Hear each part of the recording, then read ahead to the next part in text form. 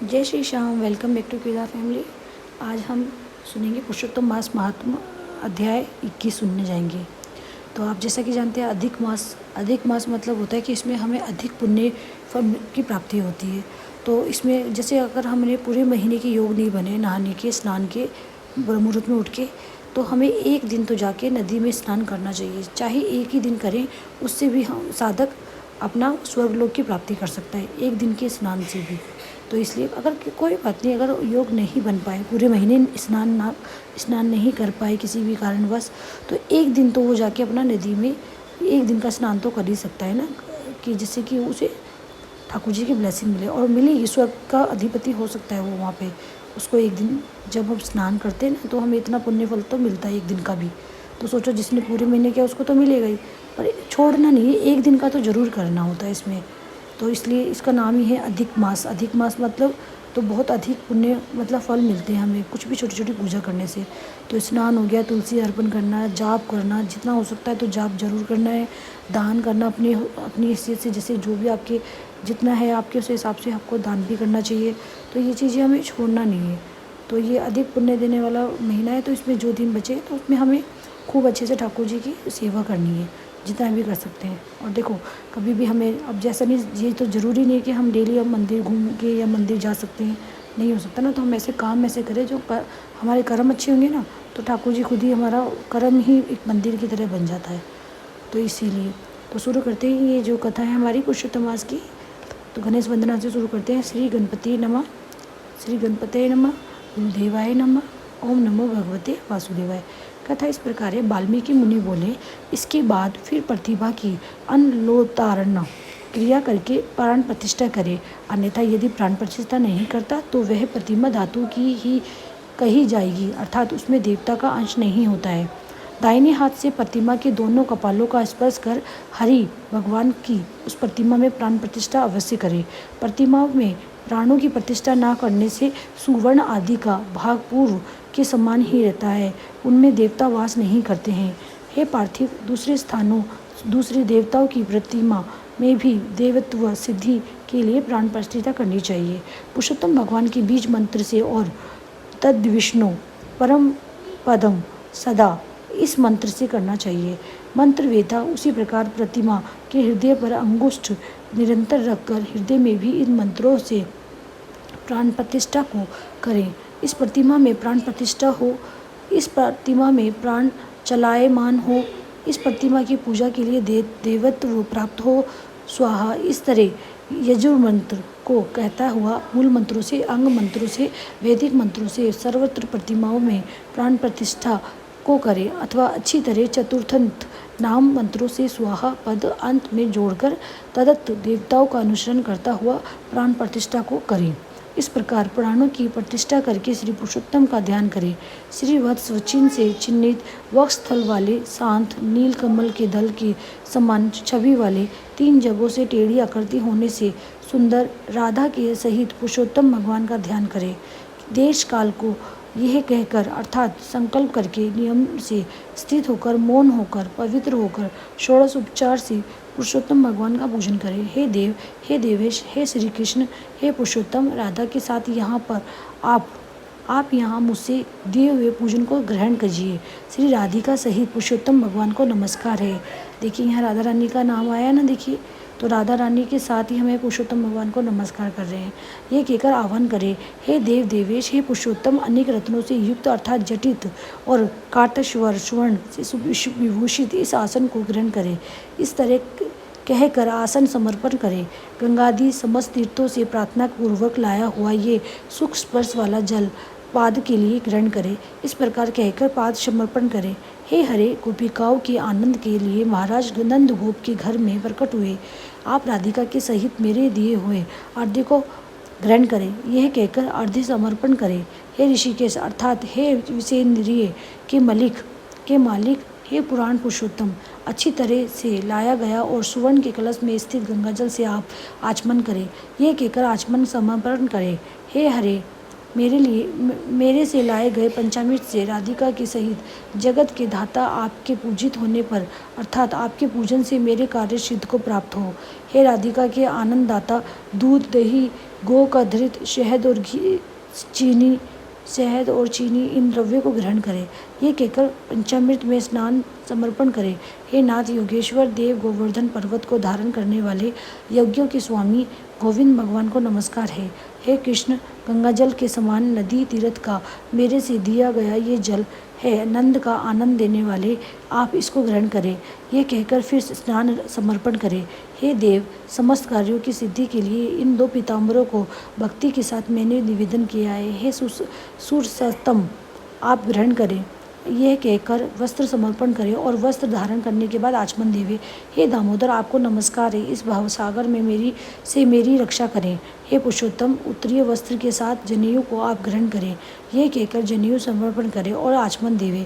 हे सूर्यश्रेष्ठ, अत्यंत मनोहर सुगंधित दिव्य श्रीखंड चंदन विलेपन आपके लिए हैं, इसको ग्रहण करें। ये कहकर चंदन समर्पण करें। हे सूर्यश्रेष्ठ, केसर से रंगे हुए शोभमान अक्षतों को भक्ति से मैंने निवेदन किया है। हे पुरुषोत्तम, आप ग्रहण करें। ये कहकर अक्षर समर्पण करें। हे प्रभु, मैं मालती आदि सुगंधित पुष्पों को आपके पूजन के लिए लाया हूँ, आप इनको ग्रहण करें। ये कहकर पुष्प समर्पण करें। इसके बाद अंगों का पूजन करें। नंद यशोदा के पुत्र, केशी दैत्य को मारने वाले, पृथ्वी के भार को उतारने वाले, अनंत विष्णु रूप धारण करने वाले, प्रद्युम्न, अनिरुद्ध, नील, श्रीकंठ, शकलास्त्र, धृक, वाचस्पति, केशव और सर्वात्मा इन नामों से पैर, गुल्फ, जानु, जघन, कटी, मेड़, नाभि, हृदय, कंठ, बाहु और मुख, नेत्र, सिर और सर्वांग का पुष्पों को हाथों में लेकर चतुर्थंत नामों को कहकर विश्व रूपी जगतपति भगवान का पूजन करें। इस प्रकार प्रत्यंग का पूजन कर फिर चतुर्थंत केशवादि नाम मंत्रों से एक एक पुष्प हाथ में लेकर पुरुषोत्तम भगवान का पूजन करें। दिव्य वनस्पतियों के रस से बना हुआ गंध से युक्त उत्तम गंध समस्त देवताओं के सूंघने के योग्य ये धूप है, इसको आप ग्रहण करें। ये कहकर धूप समर्पण करें। हे भगवान, आप समस्त देवताओं की ज्योति हैं, तेजों में उत्तम तेज हैं, आत्म ज्योति के परम धाम का यह दीप आप ग्रहण करें। ये कहकर दीप समर्पण करें। हे देव, नैवेद्य को ग्रहण करें और मेरी भक्ति को अचल करें। इच्छानुकूल व्रत को देवें और परलोक में उत्तम गति को देवें। ये कहकर नैवेद्य समर्पण करें। मध्य के जल में समर्पण करें, आखिर में आचमन जल को देवें।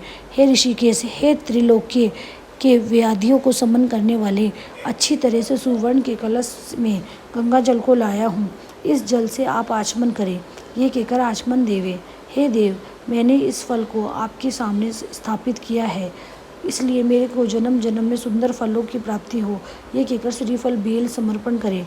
हे देव परमेश्वर, हे परमेश्वर, गंध कपूर से युक्त कस्तूरी आदि से सुवासित इस करोद्वर्तन हाथ की शुद्धि के लिए उबटन को ग्रहण करें। ये कहकर करोद्वर्तन समर्पण करें। हे देव, सुपारी से युक्त कपूर सहित मनोहर भक्ति से दिए गए इस तांबूल को ग्रहण करें। ये कहकर तांबूल समर्पण करें। ब्रह्मा के गर्भ में स्थित अग्नि के बीज अनंत पुण्य के फल को देने वाला सुवर्ण आप ग्रहण करें और मेरे लिए शांति को देवे। ये कहकर दक्षिणा समर्पण करें। शरत काल में होने वाले कमल के समान श्याम 3 जगहों से टेढ़े होने के से सुंदर आकृति वाले देवेश राधिका के सहित हरि भगवान की आरती करता हूँ। ये कहकर निराजन समर्पण करें। हे जगन्नाथ, रक्षा करो, रक्षा करो। हे त्रिलोकी के नायक, रक्षा करो। आप भक्तों पर कृपा करने वाले हो, मेरी प्रदक्षिणा को ग्रहण करें। ऐसा कहकर प्रदक्षिणा समर्पण करें। यज्ञेश्वर नर देव, यज्ञ के कारण यज्ञों के स्वामी गोविंद भगवान को मेरा नमस्कार है। ये कहकर मंत्र पुष्पांजलि समर्पण करें। विश्वेश्वर, विश्वारूप, विश्वाप के उत्पन्न करने वाले विश्वस के स्वामी नाथ गोविंद भगवान को नमस्कार है, नमस्कार है। ये कहकर नमस्कार समर्पण करें। मंत्रहीनम क्रियाहीनम, इस मंत्र से पुरुषोत्तम भगवान को समर्पण करके स्वाहांत नाम मंत्रों से प्रतिदिन तिल से हवन करें।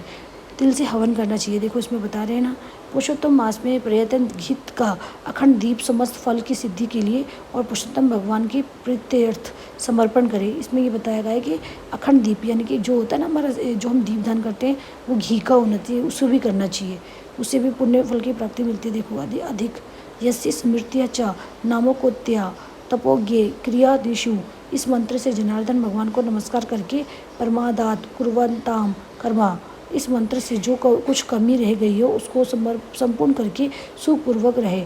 अगर मंत्र ही नहीं बोल सकते तो हाथ जोड़ के हम हिंदी में भी उनसे प्रार्थना कर सकते हैं कि हमसे कुछ गलती हुई हो, कमी रह गई तो उसे उसके लिए क्षमा मांगते हैं। इस प्रकार इस पृथ्वी पर तल पर मनुष्य शरीर प्राप्त करके पुरुषोत्तम मास के आने पर वैष्णव ब्राह्मण को आचार्य बनाकर मेघ के समान श्याम वर्ण वाले राधा के सहित पुरुषोत्तम भगवान का हर्ष और भक्ति के साथ प्रतिदिन पूजन करेगा, वे इसी पृथ्वी के अतुल समस्त सुखों को भोगकर बाद में परम पद को जाएगा।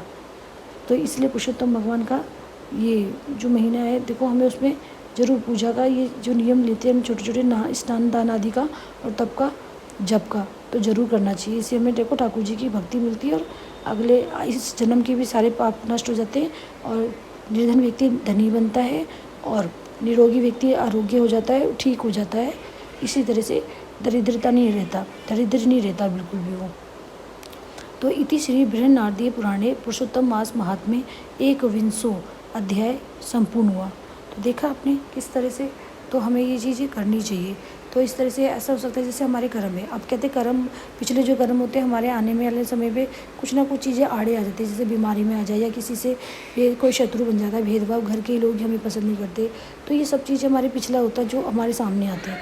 तो हमें उसे सही करने के लिए ऐसे कभी कभी किसी को छोड़ भी नहीं सकते ना, सामने वाला जैसे बीमार पड़ा है तो हमें उसकी हेल्प भी करनी पड़ेगी। तो वो उसका कर्म उसके साथ है, हम उसके साथ हमारा कर्म जुड़ जाता है। फिर क्या होता है, हम उसके जो अगर उसने पिछला किया उसके सामने आ रहे हैं उसमें हम हेल्प कर रहे हैं ना, तो उसका यानी कि कम कर रहे हैं। हमारा भी कोई पिछला कुछ गलत हुआ होगा ना तो वो हमारा मिट जाएगा, ठाकुर जी उसे मिटा देते हैं क्योंकि सामने ठाकुर जी देखते हैं ना हम किसी की हेल्प कर रहे हैं। तो इसी तरह से तो हमें करनी चाहिए। साधु संतों की यही कहा गया है ना, जब भी किसी की अगर आप हेल्प कर सकते हो तो जाके आगे बढ़ के करो। जिससे क्या होगा, उस करने से हेल्प से आपका जो कोई पुराना कोई कर्म होगा ना, अगर आपके आड़े आने वाला होता है तो वो उसको साफ़ कर देते हैं ठाकुर जी। तो इस तरह से तो कुछ भी हो सके स्नान दान आदि कुछ दिन तो करना चाहिए एटलीस्ट, जो दिन बचे हैं। नहीं तो एक दिन का स्नान तो बहुत ज़रूरी होता है, तो वो करना चाहिए। लास्ट के 3 दिन और 5 दिन कर सकते हैं आप, नहीं तो एक दिन भी कर सकते हैं, तो करना चाहिए हमें। हरे कृष्णा, राधे राधे।